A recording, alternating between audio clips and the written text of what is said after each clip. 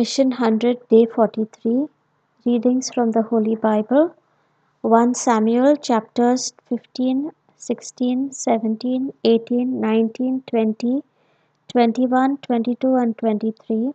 Psalms 127, 128, 129, and 130. The Gospel of John chapters 17 and 18. 1 Samuel chapter 15. Saul defeats the Amalekites but spares their king. Samuel said to Saul, "The Lord sent me to anoint you king over his people Israel. Now therefore listen to the words of the Lord. Thus says the Lord of hosts, I will punish the Amalekites for what they did in opposing the Israelites when they came up out of Egypt. Now go and attack Amalek and utterly destroy all that they have. Do not spare them, but kill both man and woman, child and infant, ox and sheep, camel and donkey."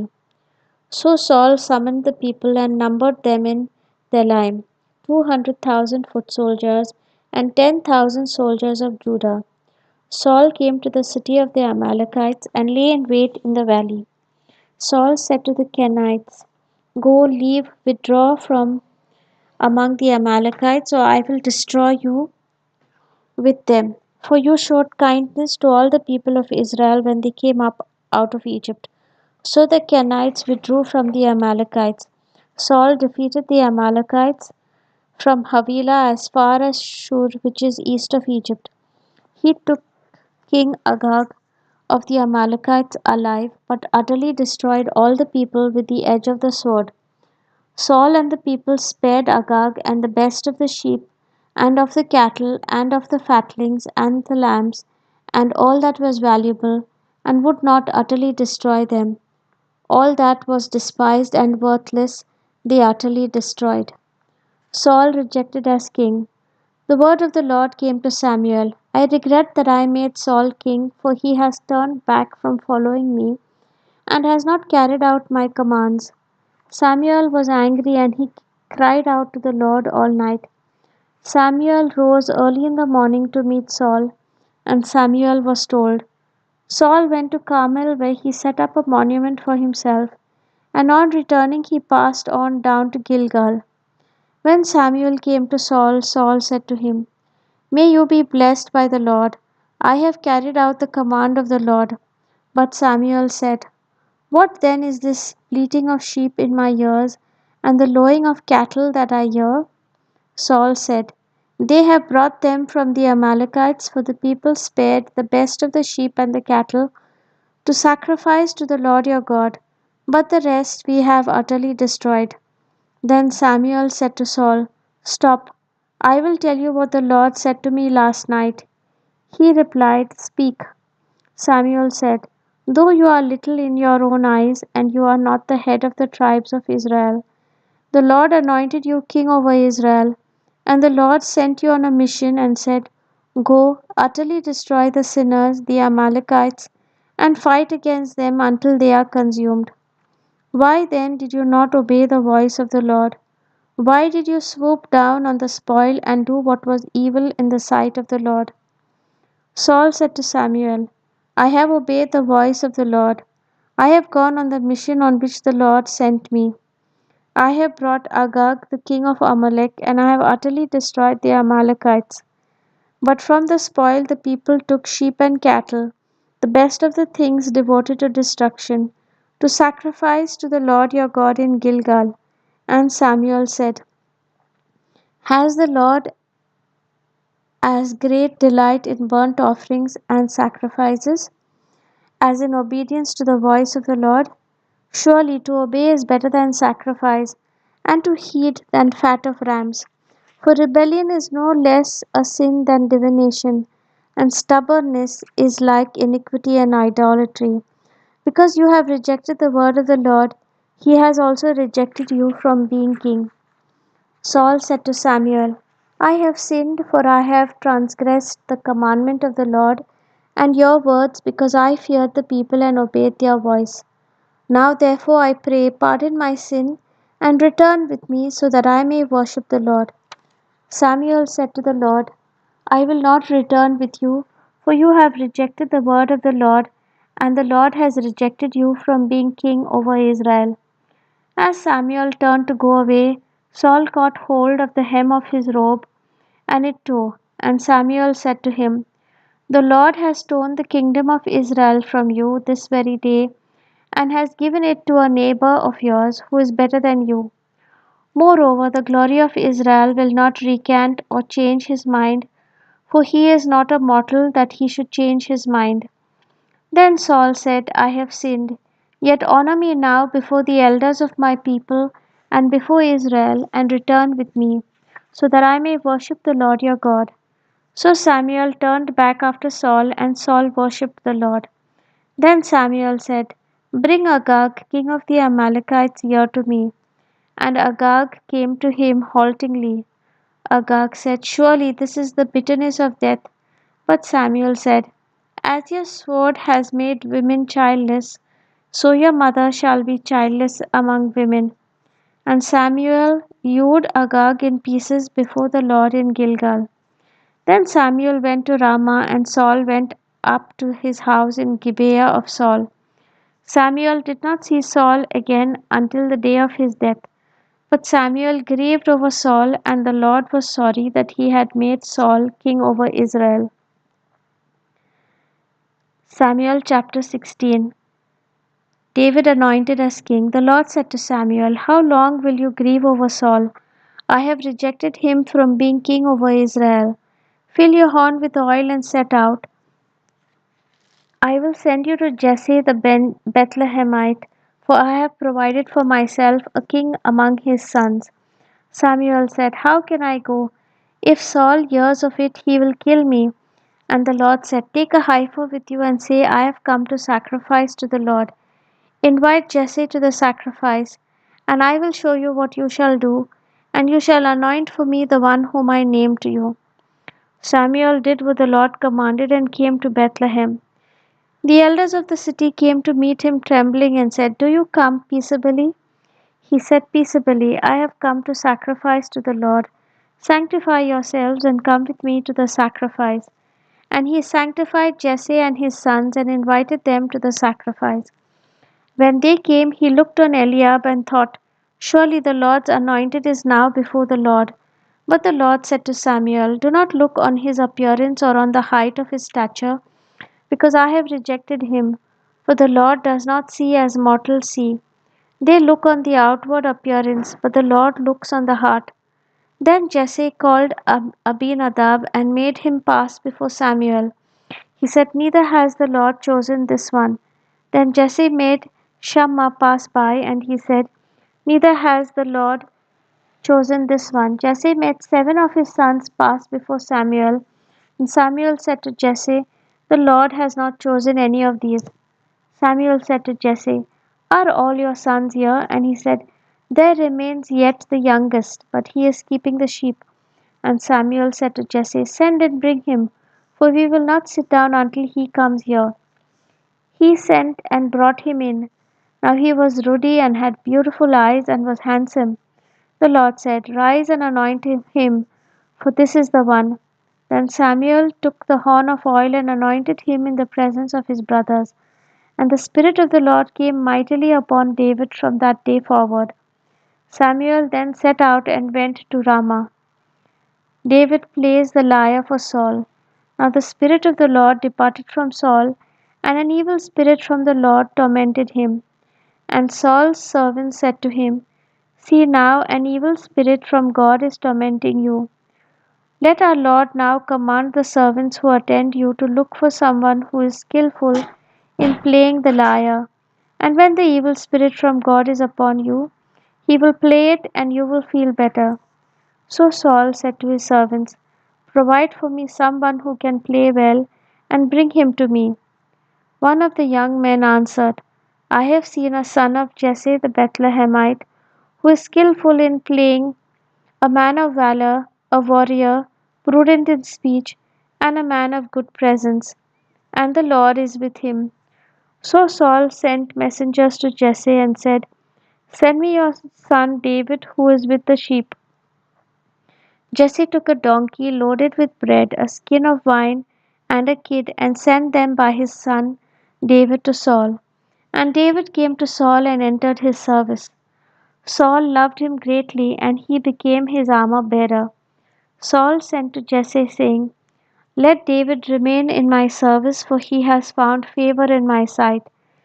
And whenever the evil spirit from God came upon Saul, David took the lyre and played it with his hand, and Saul would be relieved and feel better, and the evil spirit would depart from him. 1 Samuel chapter 17. David and Goliath. Now the Philistines gathered the army for battle. They were gathered at Succoth, which belongs to Judah, and encamped between Succoth and Azekah in Ephes Dammim. Saul and the Israelites gathered and encamped in the valley of Elah, and formed ranks against the Philistines. The Philistines stood on the mountain on the one side, and Israel stood on the mountain on the other side, with a valley between them. And there came out from the camp of the Philistines a champion named Goliath of Gath, whose height was 6 cubits and a span. He had a helmet of bronze on his head, and he was armed with a coat of mail. The weight of the coat was 5,000 shekels of bronze. He had greaves of bronze on his legs, and a javelin of bronze slung up between his shoulders. The shaft of his spear was like a weaver's beam, and his spear's head weighed 600 shekels of iron, and his shield bearer went before him. He stood and shouted to the ranks of Israel, "Why have you come out to draw up for battle? Am I not a Philistine? And are you not servants of Saul? Choose a man for yourselves, and let him come down to me. If he is able to fight with me and kill me, then we shall be your servants. But if I prevail against him and kill him, then you shall be our servant and serve us." And the Philistines said, "Today I defy the ranks of Israel. Give me a man that we may fight together." When Saul and all Israel heard these words of the Philistine, they were dismayed and greatly afraid. Now David was the son of the Ephrathite of Bethlehem in Judah named Jesse, who had 8 sons. In the days of Saul, the man was already old and advanced in years. The 3 eldest of Jesse had followed Saul to the battle. The names of his 3 sons who were in the battle were Eliab the firstborn, and next to him Abinadab, and the third Shammah. David was the youngest. The eldest 3 followed Saul, but David went back and forth from Saul to feed his father's sheep at Bethlehem. For 40 days the Philistines came forward and took his stand morning and evening. Jesse said to his son, "Take for your brothers an ephah of this parched grain and these 10 loaves, and carry them quickly to the camp to your brothers. Also take these 10 cheeses to the commander of their 1,000. See how your brothers fare, and bring some token from them." Now Saul and they and all the men of Israel were in the valley of Elah, fighting with the Philistines. David rose early in the morning, left the sheep with the keeper, took the provisions, and went as Jesse had commanded him. He came to the encampment as the army was going forth to the battle line, shouting the war cry. Israel and the Philistines drew up for battle, army against army. David left the things in charge of the keeper of the baggage, ran to the ranks, and went and greeted his brothers. As he talked with them, the champion, the Philistine of Gath, Goliath by name, came up out of the ranks of the Philistines and spoke the same words as before, and David heard him. All the Israelites, when they saw the man, fled from him and were very much afraid. The Israelites said, "Have you seen this man who has come up? Surely he has come up to defy Israel. The king will greatly enrich the man who kills him, and will give him his daughter and make his family free in Israel." David said to the men who stood by him, "What shall be done for the man who kills this Philistine and takes away the reproach from Israel? For who is this uncircumcised Philistine that he should defy the armies of the living God?" The people answered him in the same way, "So shall it be done for the man who kills him." His eldest brother Eliab heard him talking to the men, and Eliab's anger was kindled against David. he said. Why have you come down? With whom have you left those few sheep in the wilderness? I know your presumption and the evil of your heart, for you have come down just to see the battle. David said, What have I done now? It was only a question. He turned away from him toward another and spoke in the same way, and the people answered him again as before. When the words that David spoke were heard, they repeated them before Saul, and he sent for him. David said to Saul, Let no one's heart fail because of him. Your servant will go and fight with this Philistine. Saul said to David, You are not able to go against this Philistine to fight with him, for you are just a boy, and he has been a warrior from his youth. But David said to Saul, Your servant used to keep sheep for his father, and whenever a lion or a bear came and took a lamb from the flock, I went after it and struck it down, rescuing the lamb from its mouth. And if it turned against me, I would catch it by the jaw, strike it down, and kill it. Your servant has killed both lions and bears, and this uncircumcised Philistine shall be like one of them, since he has defied the armies of the living God. David said, The Lord also saved me from the paw of the lion and from the paw of the bear. The Lord who saved me from the paw of the lion and the paw of the bear will save me from the hand of the Philistine. So Saul said to David, Go and may the Lord be with you. Saul clothed David with his armor. He put a bronze helmet on his head and clothed him with a coat of mail. David strapped Saul's sword over the armor, and he tried in vain to walk, for he was not used to them. Then David said to Saul, I cannot walk with these, for I am not used to them. So David removed them. Then he took his staff in his hand and chose 5 smooth stones from the wadi and put them in his shepherd's bag in the pouch. His sling was in his hand, and he drew near to the Philistine. The Philistine came on and drew near to David with his shield bearer in front of him. When the Philistine looked and saw David, he disdained him, for he was only a youth, ruddy and handsome in appearance. The Philistine said to David, Am I a dog, that you come to me with sticks? And the Philistine cursed David by his gods. The Philistine said to David, Come to me, and I will give your flesh to the birds of the air and to the wild animals of the field. But David said to the Philistine, You come to me with sword and spear and javelin, but I come to you in the name of the Lord of hosts, the God of the armies of Israel, whom you have defied. This very day the Lord will deliver you into my hand, and I will strike you down and cut off your head, and I will give the dead bodies of the Philistine army this very day to the birds of the air and to the wild animals of the earth, so that all the earth may know that there is a God in Israel, and all that this assembly may know that the Lord does not save by sword and spear, for the battle is the Lord's, and he will give you into our hand. When the Philistine drew nearer to meet David ran quickly toward the battle line to meet the Philistine. David put his hand in his bag, took out a stone, slung it, and struck the Philistine on his forehead. The stone sank into his forehead, and he fell face down on the ground. So David prevailed over the Philistine with a sling and a stone, striking down the Philistine and killing him. There was no sword in David's hand. Then David ran and stood over the Philistine. He grasped his sword, drew it out of its sheath, and killed him. Then he cut off his head with it. When the Philistines saw that their champion was dead, they fled. The troops of Israel and Judah rose up with a shout and pursued the Philistines as far as Gath and the gates of Ekron, so that the wounded Philistines fell on the way from Sharaim as far as Gath and Ekron. The Israelites came back from chasing the Philistines, and they plundered their camp. David took the head of the Philistines and brought it to Jerusalem, but he put his armor in his tent.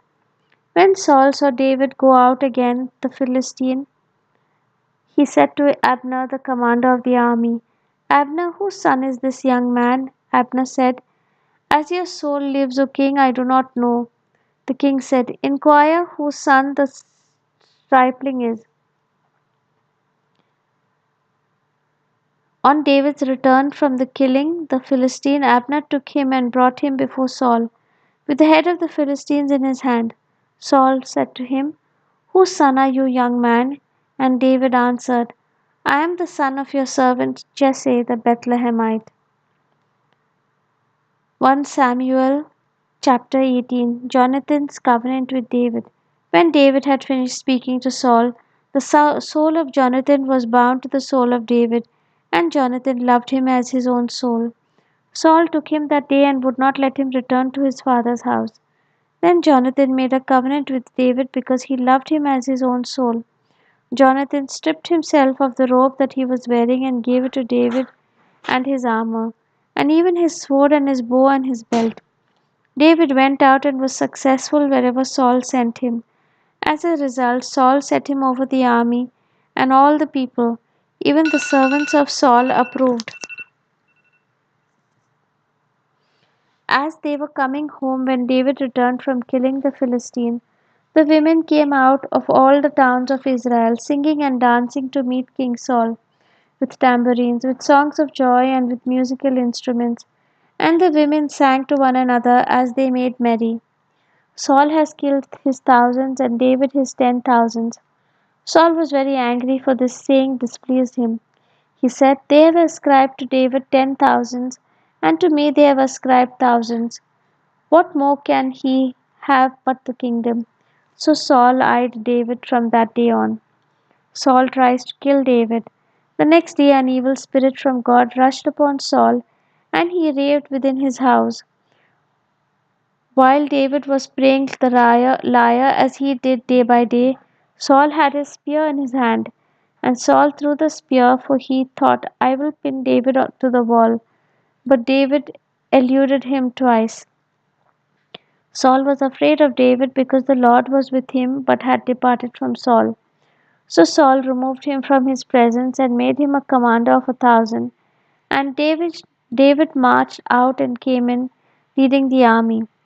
David had success in all his undertakings, for the Lord was with him. When Saul saw that he had great success, he stood in awe of him. But all Israel and Judah loved David, for it was he who marched out and came in leading them. David marries Michal. Then Saul said to David, "Here is my elder daughter Merab.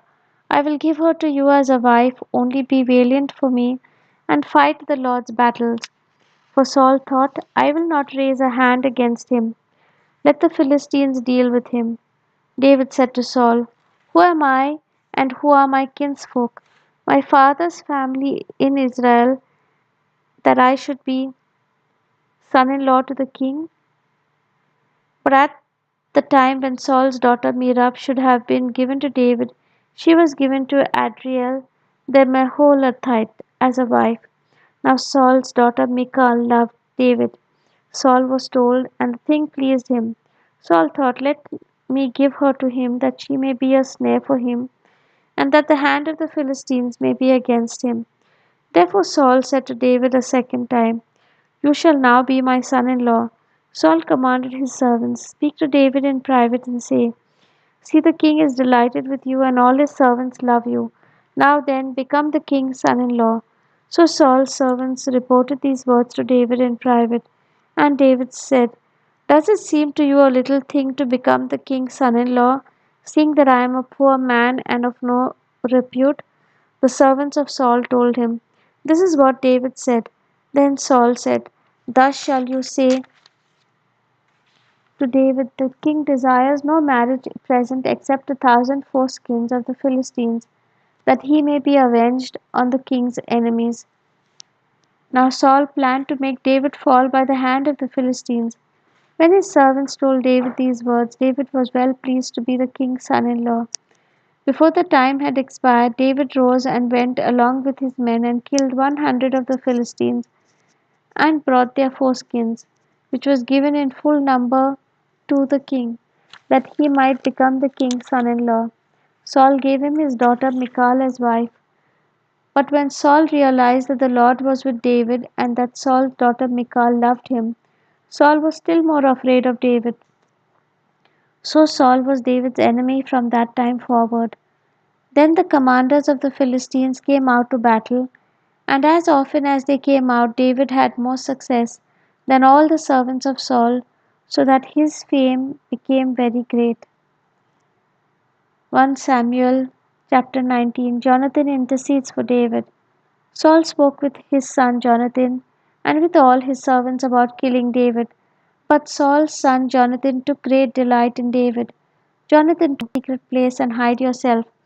I will go out and stand beside my father in the field where you are, and I will speak to my father about you. If I learn anything, I will tell you." Jonathan spoke well of David to his father Saul, saying to him, "The king should not sin against his servant David, because he has not sinned against you, and because his deeds have been of good service to you. For he took his life in his hand when he attacked the Philistines, and the Lord brought about a great victory for all Israel. You saw it and rejoiced. Why then will you sin against an innocent person by killing David without cause?" Saul heeded the voice of Jonathan. Saul swore, "As the Lord lives, he shall not be put to death." So Jonathan called David and related all these things to him. Jonathan then brought David to Saul, and he was in his presence as before. Michal helps David escape from Saul. Again there was war, and David went out to fight the Philistines. He launched a heavy attack on them, so that they fled before him. Then an evil spirit from the Lord came upon Saul, as he sat in his house with his spear in his hand, while David was playing music. Saul sought to pin David to the wall with the spear, but he eluded Saul, so that he struck the spear into the wall. David fled and escaped that night. Saul sent messengers to David's house to keep watch over him, planning to kill him in the morning. David's wife Michal told him, "If you do not save your life tonight, tomorrow you will be killed." So Michal let David down through the window. He fled away and escaped. Michal took an idol and laid it on the bed. She put a net of goat's hair on its head and covered it with the clothes. When Saul sent messengers to take David, she said, "He is sick." Then Saul sent the messengers to see David for themselves. He said, "Bring him up to me in the bed, that I may kill him." When the messengers came in, the idol was in the bed with the covering of goat's hair on its head. Saul said to Michal, "Why have you deceived me like this, and let my enemy go, so that he has escaped?" Michal answered Saul, "He said to me, 'Let me go. Why should I kill you?'" David joins Samuel in Ramah. Now David fled and escaped. He came to Samuel at Ramah and told him all that Saul had done to him. He and Samuel went and settled at Naioth. Saul was told, "David is at Naioth in Ramah." Then Saul sent messengers to take David. When they saw the company of the prophets in a frenzy, with Samuel standing in charge of them, the Spirit of God came upon the messengers of Saul, and they also fell into a prophetic frenzy. When Saul was told, he sent other messengers, and they also fell into a frenzy. Saul sent messengers again the third time, and they also fell into a frenzy. Then he himself went to Ramah. He came to the great well that is in Sikku. He asked, "Where are Samuel and David?" And someone said, "They are at Naioth in Ramah." He went there toward Naioth in Ramah, and the Spirit of God came upon him. As he was going, he fell into a prophetic frenzy until he came to Naioth in Ramah.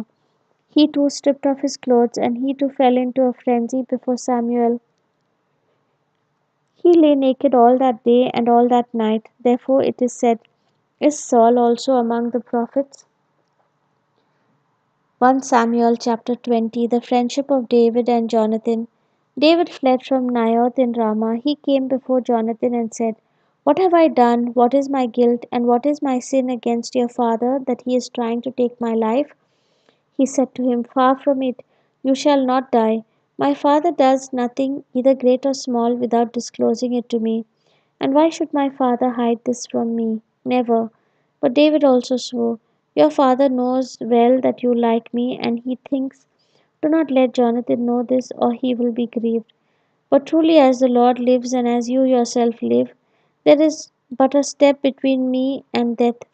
Then Jonathan said to David, "Whatever you say, I will do for you."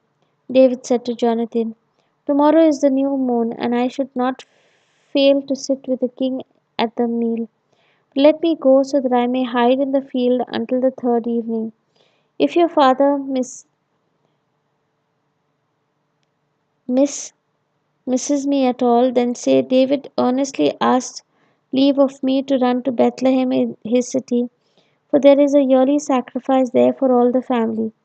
If he says, 'Good, it will be well with your servant.' But if he is angry, then know that evil has been determined by him. Therefore deal kindly with your servant, for you have brought your servant into a sacred covenant with you. But if there is guilt in me, kill me yourself. Why should you bring me to your father?" Jonathan said, "Far be it from you.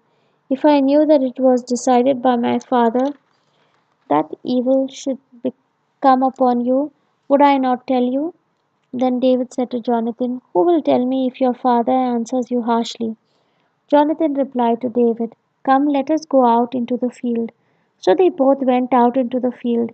Jonathan said to David, "By the Lord, the God of Israel, when I have sounded out my father about this time tomorrow, or on the third day, if he is well disposed toward David, then I shall not send and disclose it to you.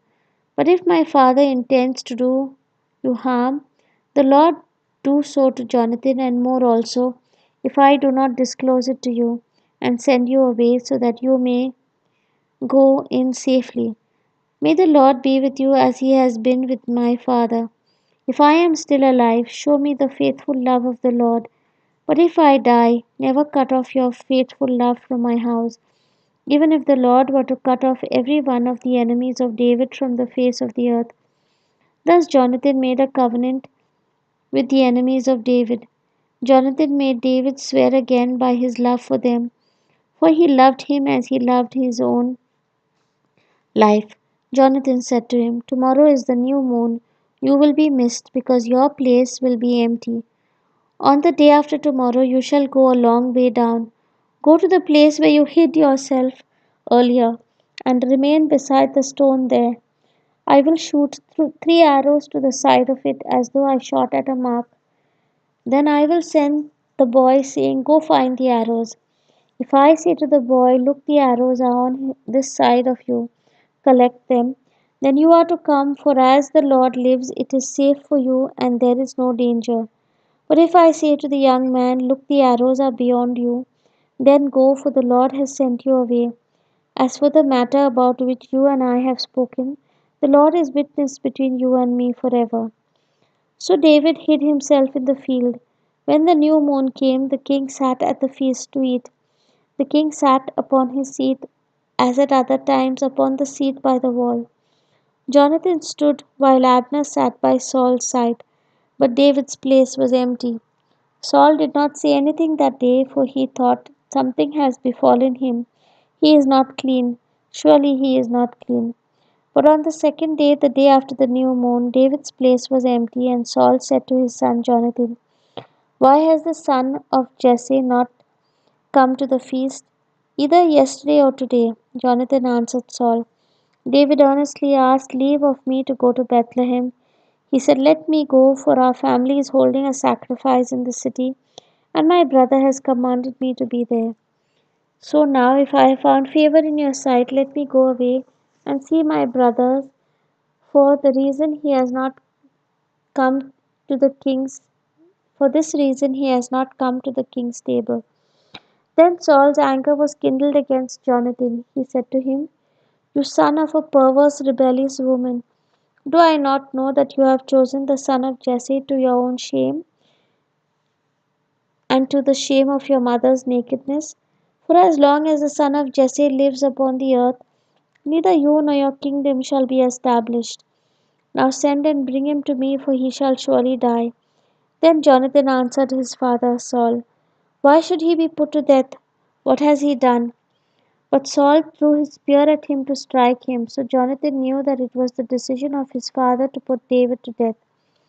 Jonathan rose from the table in fierce anger and ate no food on the second day of the month, for he was grieved for David and because his father had disgraced him. In the morning Jonathan went out into the field to the appointment with David, and with him was a little boy. He said to the boy, "Run and find the arrows that I shoot." As the boy ran, he shot an arrow beyond him. When the boy came to the place where Jonathan's arrow had fallen, Jonathan called after the boy and said, "Is the arrow not beyond you?" Jonathan called after the boy, "Hurry, be quick, do not linger." So Jonathan's boy gathered up the arrows and came to his master. But the boy knew nothing. Only Jonathan and David knew the arrangement. Jonathan gave his weapons to the boy and said to him, "Go and carry them to the city." As soon as the boy had gone, David rose from beside the stone heap and prostrated himself with his face to the ground. He bowed 3 times, and they kissed each other and wept with each other. David wept the more. Then Jonathan said to David, "Go in peace, since both of us have sworn in the name of the Lord, saying, 'The Lord shall be between me and you, and between my descendants and your descendants forever.'" He got up and left, and Jonathan went into the city. David and the holy bread. David came to Nob to the priest Ahimelech. Ahimelech came trembling to meet David and said to him, "Why are you alone and no one with you?" David said, "Have been kept from us as always when I go on an expedition. The vessels of the young men are holy even when it is a common journey. How much more today will their vessels be holy?" So the priest gave him the holy bread, for there was no bread there except the bread of the presence, which is removed from before the Lord to be replaced by hot bread on the day it is taken away. Now a certain man of the servants of Saul was there that day, detained before the Lord. His name was Doeg. He went to King Achish of Gath. The servants of Achish said to him, "Is this not David, the king of the land? Did they not sing to one another of him in dances? Saul has killed his thousands, and David his 10,000s." David took these words to heart and was very much afraid of King Achish of Gath. So he changed his behavior before them. He pretended to be mad when in their presence. He scratched marks on the doors of the gate and let his spittle run down his beard. Achish said to his servants, "Look, you see the man is mad. Why then have you brought him to me? Do I lack madmen that you have brought this fellow to play the madman in my presence? Shall this fellow come into my house?" 1 Samuel chapter 22. David and his followers at Adullam. David left there and escaped to the cave of Adullam. When his brothers and all his father's house heard of it, they went down there to him. Every one who was in distress, and every one who was in debt, and every one who was discontented gathered to him, and he became captain over them. Those who were with him numbered about 400. David went from there to Mizpeh of Moab. He said to the king of Moab, "Please let my father and mother come to you until I know what God will do for me." He left them with the king of Moab, and they stayed with him all the time that David was in the stronghold. Then the prophet of God said to David, "Do not remain in the stronghold, leave and go into the land of Judah." So David left and went into the forest of Hereth. Saul slaughters the priests at Nob. Saul heard that David and those who were with him had been located. Saul was sitting at Gibeah under the tamarisk tree on the height with his spear in his hand, and all his servants were standing around him. Saul said to his servants who stood around him, "Hear now, you Benjaminites, will the son of Jesse give every one of you fields and vineyards? Will he make you all commanders of thousands and commanders of hundreds? Is that why all of you have conspired against me? No one discloses to me when my son makes a league with the son of Jesse. None of you is sorry for me or discloses to me that my son has stirred up servants against me to lie in wait as he is doing today." Doeg the Edomite, who was in charge of Saul's servants, answered, "I saw the son of Jesse coming to Nob to Ahimelech, son of Ahitub. He inquired of the Lord for him, giving him provisions, and gave him the sword of Goliath the Philistine."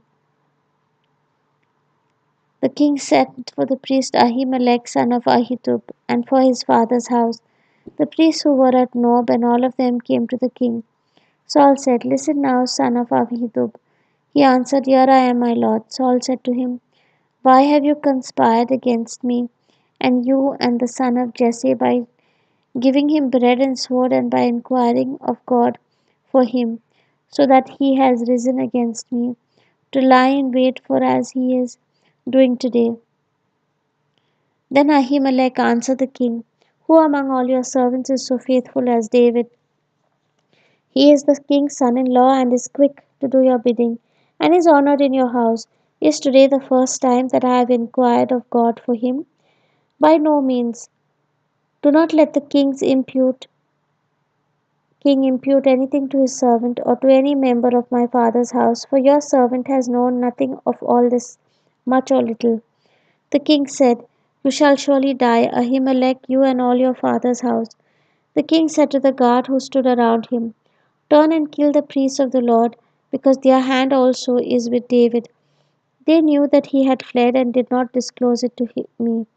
But the servants of the king would not raise their hand to attack the priests of the Lord. Then the king said to Doeg, "You, Doeg, turn and attack the priests." Doeg the Edomite turned and attacked the priests. On that day he killed 85 who wore the linen ephod. Nob, the city of the priests, he put to the sword. Men and women, children and infants, oxen and donkeys, and sheep he put to the sword. But one of the sons of Ahimelech, son of Ahitub, named Abiathar, escaped and fled after David. Abiathar told David that Saul had killed the priests of the Lord.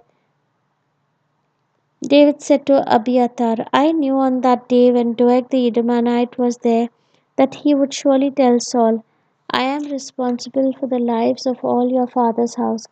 Stay with me and do not be afraid, for the one who seeks my life seeks your life. You will be safe with me.'" 1 Samuel chapter 23. David saves the city of Keilah. Now they told David, "The Philistines are fighting against Keilah and are robbing the threshing floors." David inquired of the Lord, "Shall I go and attack these Philistines?" The Lord said to David, "Go and attack the Philistines and save Keilah."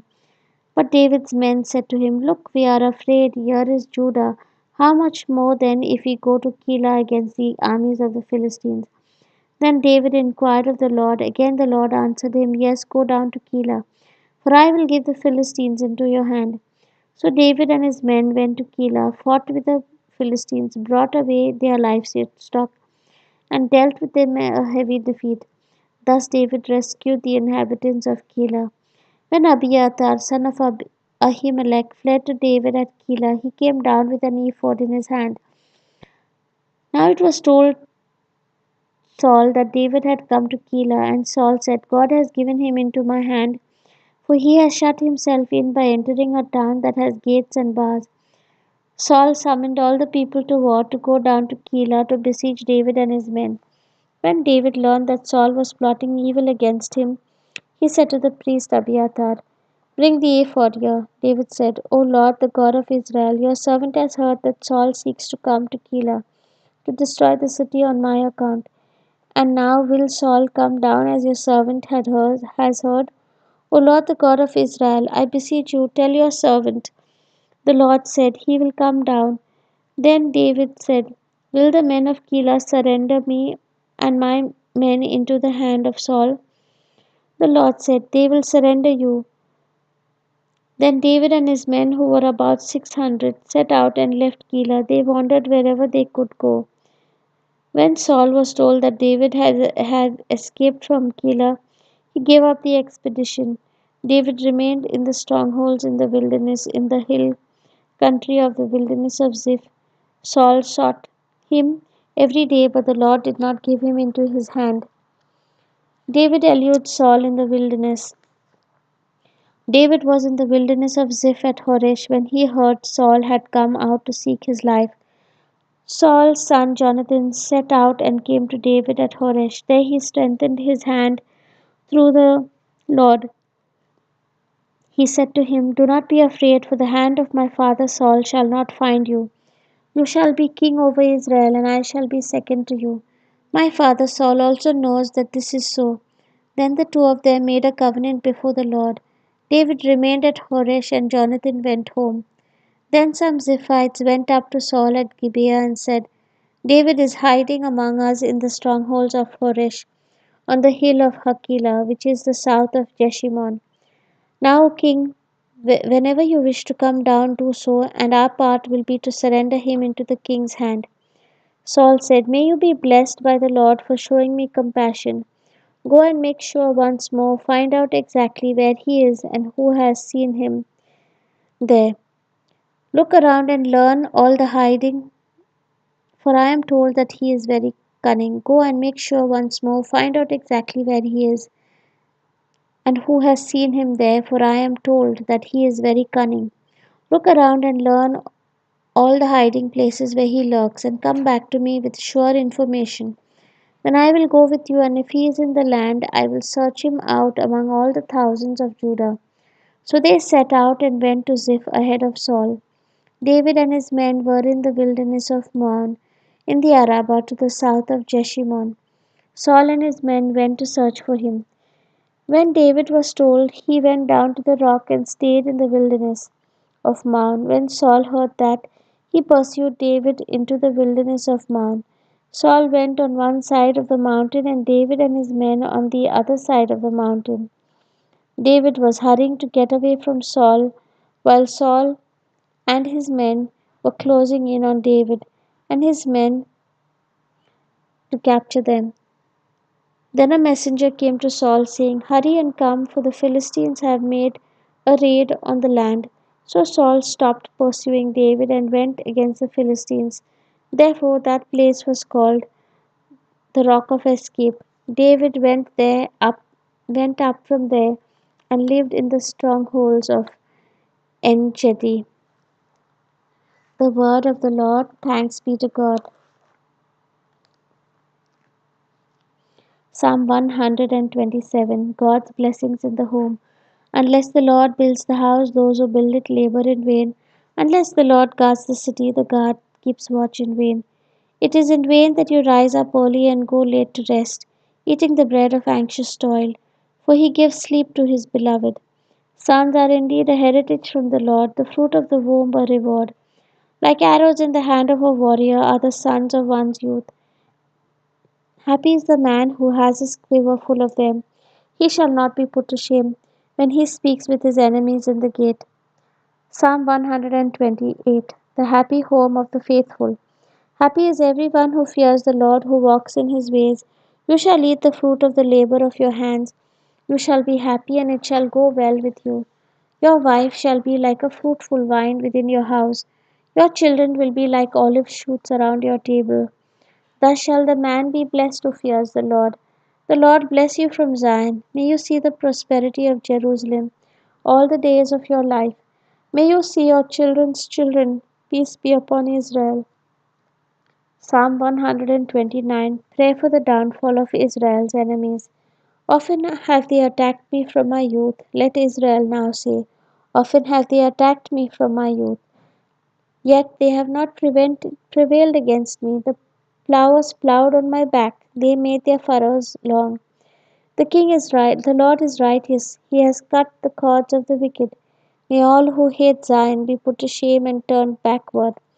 Let them be like the grass on the housetops, that withers before it grows up, with which reapers do not fill their hands, or binders of sheaves their arms. While those who pass by do not say, The blessing of the Lord be upon you. We bless you in the name of the Lord.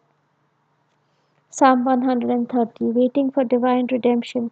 Out of the depths I cry to you, O Lord, hear my voice. Let your ears be attentive to the voice of my supplication. If you, O Lord, should mark iniquities, Lord, who could stand? But there is forgiveness with you, so that you may be revered. I wait for the Lord, my soul waits, and in his word I hope.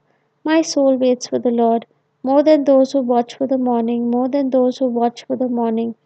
O Israel, hope in the Lord, for with the Lord there is steadfast love, and with him is great power to redeem. It is he who will redeem Israel from all its iniquities. Glory be to the Father, and to the Son, and to the Holy Spirit, as it was in the beginning, is now, and ever shall be, world without end. Amen. The Gospel of John,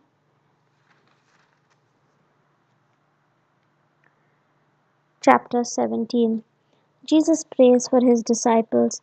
After Jesus had spoken these words, he looked up to heaven and said, Father, the hour has come. Glorify your Son, so that the Son may glorify you, since you have given him authority over all people to give eternal life to all whom you have given him. And this is eternal life, that they may know you, the only true God, and Jesus Christ, whom you have sent. I glorified you on earth by finishing the work that you gave me to do. So now, Father, glorify me in your own presence with the glory that I had in your presence before the world existed. I have made your name known to those whom you gave me from the world. They were yours, and you gave them to me, and they have kept your word. Now they know that everything you have given me is from you. For the words that you gave to me I have given to them, and they have received them, and know in truth that I came from you, and they have believed that you sent me. I am asking on their behalf. I am not asking on behalf of the world, but on behalf of those whom you gave me, because they are yours. All mine are yours, and yours are mine, and I have been glorified in them. And now I am no longer in the world, but they are in the world, and I am coming to you. Holy Father, protect them in your name that you have given me, so that they may be one as we are one. While I was with them, I protected them in your name that you have given me. I guarded them, and not one of them was lost except the one destined to be lost, so that the scripture might be fulfilled. But now I am coming to you, and I speak these things in the world, so that they may have my joy made complete in themselves. I have given them your word, and the world has hated them because they do not belong to the world, just as I do not belong to the world. I am not asking you to take them out of the world, but I ask you to protect them from the evil one. They do not belong to the world, just as I do not belong to the world. Sanctify them in the truth. Your word is truth. As you have sent me into the world, so I have sent them into the world. And for their sakes I sanctify myself, so that they also may be sanctified in truth. I ask not only on behalf of these, but also on behalf of those who will believe in me through their word, that they may all be one, as you, Father, are in me and I am in you. May they also be in us, so that the world may believe that you have sent me.